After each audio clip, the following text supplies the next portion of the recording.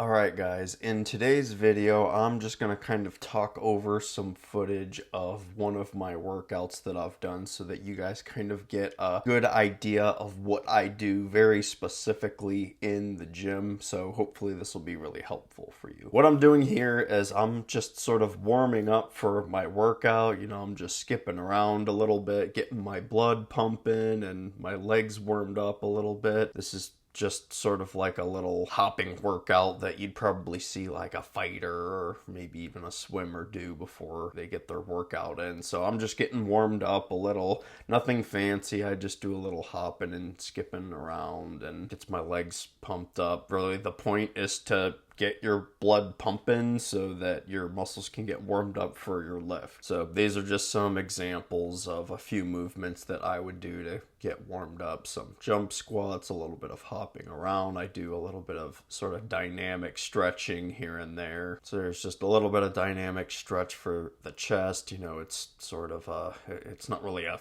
stretch that you hold or anything. I'm kind of just swinging my arms a little bit to get my chest stretched out, and I'm kicking my legs a little to continue to try to get some of the blood pumping down there. I'm doing some shoulder circles just to sort of get my arms and my shoulders warmed up for my workout, because I'm going to be doing some incline pressing, so I definitely want to get my upper body warmed up. And here's some more sort of dynamic stretching for my shoulders. This is a really nice movement for sort of increasing shoulder mobility, so this is a good one too. And then getting my neck stretched out too, that's also really important. You definitely don't want to hurt or injure your neck whenever you're doing any kind of lifting, so it's a good idea to sort of get it warmed up a little bit, get it stretched out a little bit so that you don't injure it. Again, just doing a little shoulder shrugs, get the shoulders nice and warmed up. And I get really into this. I try to do my best to roll my shoulders as much as I can. That's really the key with these. Then just sort of getting my upper back and my chest and biceps stretched out a little bit before I lift heavy, because I'm going to be hitting some back too. So yeah, there's just an example of some movements that I would do for my warm up, but there's plenty of good ways to warm up. All right, so here we go. This is my first warm up set on incline press. I'm just doing about 135. I'm only going to hit about 5 reps here for my warm up set.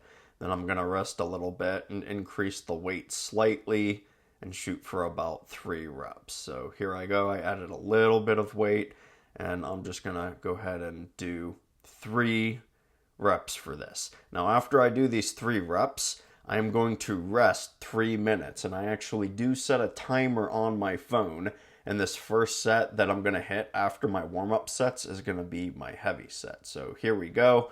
This is my heavy set. I think this is 215. So I'm shooting for 5 reps here, and I believe I get them. I may have even done 6, but I'm shooting for 5 reps because that's a pretty low rep range that I'm building strength, but it's not such a low rep range that I'm risking injuring myself. I mean, I was pretty confident that I could do at least 4 or 5. And let's see, I think I do go for the 6th one here. So I'm working in like the 5-6 rep range for my heavy set.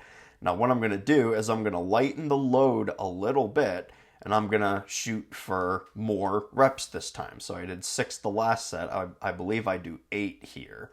So this is a pretty good example of reverse pyramid training, where you start off with your heavy set and then you lighten the load to get a little bit of volume in. And the reason I like training this way is because it promotes both muscle and strength gains. So this is hands down probably my favorite way to train. Here's my 3rd set. This will be my light set. I think I get 10 reps on this. And another thing is that doing these heavy compound lifts at the beginning of your workout, notice I didn't go over to like a cable machine, or I didn't go grab some little dumbbells to warm up or anything. No, I jump right into my heavy lifts. I still do a couple warm-up sets to sort of prime my muscles, because you don't want to jump right into your heavy set or you're going to hurt yourself, but you want to push hard towards the beginning of your workout. So incline press is definitely an example of a movement like that. So here's another compound lift, just chin-ups.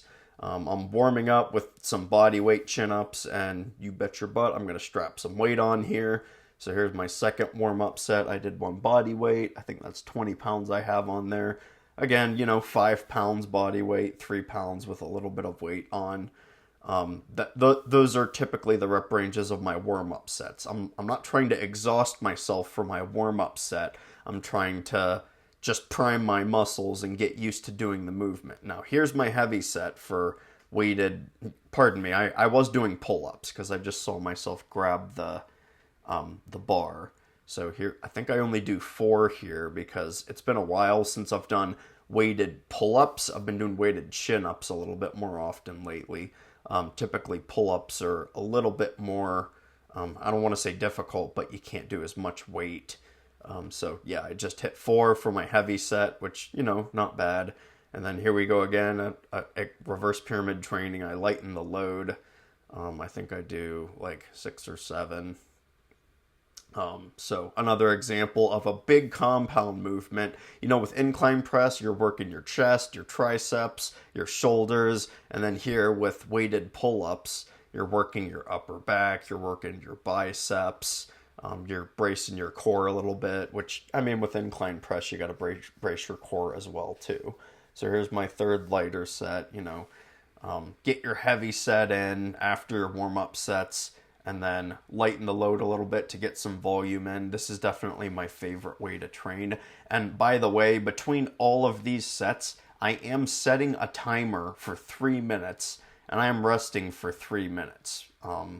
I think it's best to sort of meticulously record or track your rest time between sets because that's going to help you be consistent. So after my compound lifts, I'm doing some isolation movements. So here I'm doing the machine shoulder press. I kind of do these similarly to how I've done all the other movements. I start pretty heavy. I think I hit 9 reps here, if I remember correctly. And then I'm going to do the same thing that I did with my other sets. I lighten the load and I do a little bit more volume. Now, with these more isolated movements, I don't rest as long between my sets. I'll rest 1.5 minutes or 2 minutes. I think with these machine shoulder presses, I rested 2 minutes between my sets. So I gave myself a little bit of rest time, but there actually is a really big difference between resting 2 or 3 minutes. And I would encourage you to rest at least 3 minutes when you're doing big, heavy compound lifts. When you're doing more isolation movements like these, you can get away with resting like 1 or 2 minutes. So I think I do 4 sets of these total. Again, rest 2-ish minutes between. And this is the point where I'm transitioning away from my raw strength training. So I went pretty hard with incline press and weighted pull-ups. I pushed myself pretty hard. I worked in a lower rep range to really try to push my body to lift some heavy weight. And now I'm doing more isolation work on my shoulders or my biceps or whatever muscle group it is that you're targeting. I didn't do any leg exercises for this workout. Usually I do some kind of leg exercise in all of my workouts. So I would kind of call this kind of an atypical workout.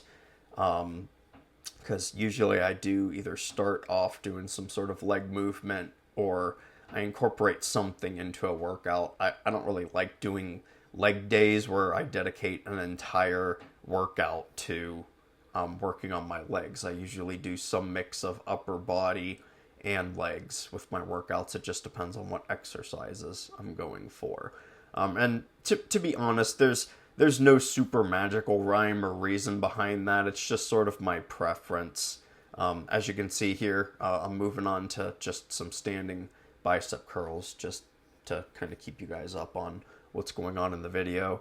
With these, doesn't really matter if you alternate or twist or do, each arm or both your arms together. This is just kind of how I like to do them. With working out, there's some details that matter and some that don't so much. So I would say how you structure your overall workout, that does matter. So do your compound lifts at the beginning, focus on building strength, rest longer between your sets when you're doing compound lifts where you're trying to build strength.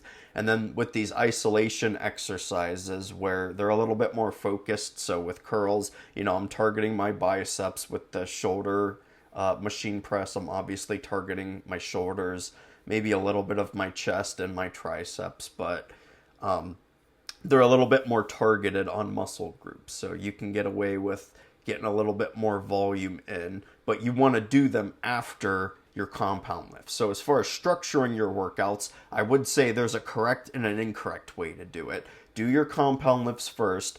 Spend most of your energy on your compound lifts, and then with these isolation exercises, it's good to still get a little bit of volume in to build some muscle in whatever areas that you want to focus on.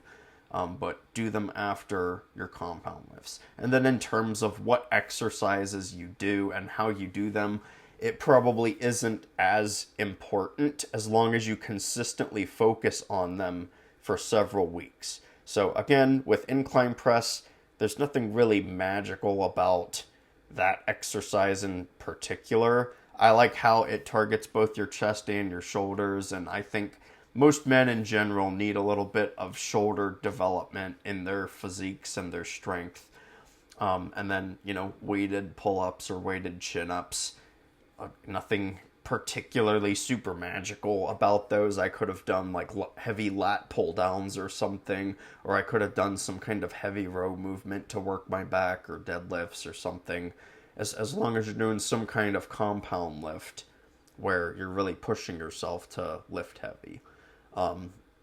So this is just sort of an idea of how I work out, to sort of give you guys some actual raw footage of me in the gym working. And I mean, another thing that I'll say is you can tell by my facial expressions that pretty much every set I'm pushing myself pretty hard. And I think that's important. You should never go into the gym and just toy around with weights. I mean, even with these isolation exercises, like, yeah, they're a little bit easier than the compound lifts. I mean, you're really not like, the goal of the isolation exercises isn't to completely push your body to its absolute limit. That's kind of, well, you're not really trying to do that with your compound lifts either, but you definitely want to push yourself. Because if you were pushing yourself to your absolute limit, you'd probably be shooting for like 1 rep maxes. And for those of you who aren't aware, I don't recommend 1 rep maxes. That's why for my heavy sets for weighted pull-ups and incline press, I was only doing like 4, 5, 6 reps. And that was my heavy set. Because again, you want to push yourself. And that's a low enough rep range that you're going to push yourself. But it's still, 4 or 5 reps. Like, you should have some degree of confidence that you can lift whatever weight you're lifting for 4 or 5 reps, and that should keep you in a pretty safe rep range. So anyways, I hope this video was helpful for you guys. I'm kind of coming up here to the end of my workout. I haven't commented too much about the dumbbell lat raises because I keep going off on random tangents, but it's the same idea. I started off with a little bit heavier weight, and by the way, with lat raises, your goal definitely isn't to go super heavy. But I started off with a heavier weight. I want to say I did 20s or 25s. And then I worked my way down 5 pounds, and I think I did 4 sets of these. So hopefully this video was helpful for you guys. Let me know what you thought about it in the comments down below. I'm going to wrap up the video here now.